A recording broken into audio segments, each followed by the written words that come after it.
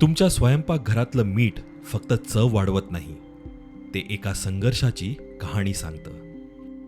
गोव्यातील शांत खार पाणी पट्ट्यात शेकडो वर्षांची मीठ निर्मिती आज जगण्यासाठी झुंज देते. आणि ही गोष्ट फक्त गोव्याची नाही, तर आपल्या सगळ्यांचीच आहे.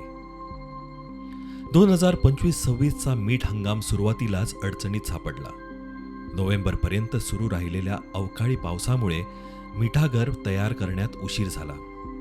जास्त दव पडल्याने मीठ तयार होण्याची प्रक्रिया बिघडली. इथे प्रत्येक दिवस महत्त्वाचा असतो. पाऊस थांबला नाही किंवा दव जास्त पडला तर सगळी मेहनत वाया जाते.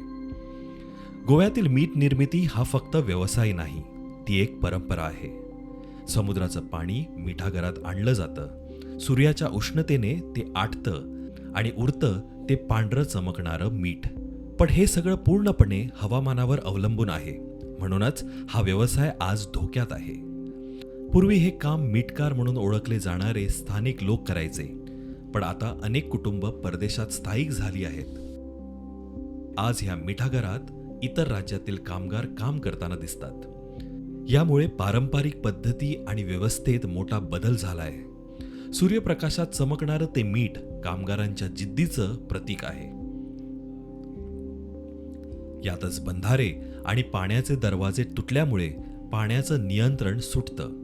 मिठागरात पाणी शिरतं आणि तयार मीठ नष्ट होतं. उत्पादन कमी होतं आणि आर्थिक अडचणी वाढतात. आजची तरुण पिढी या कामाकडे वळत नाही, कारण मेहनत जास्त आणि उत्पन्न कमी.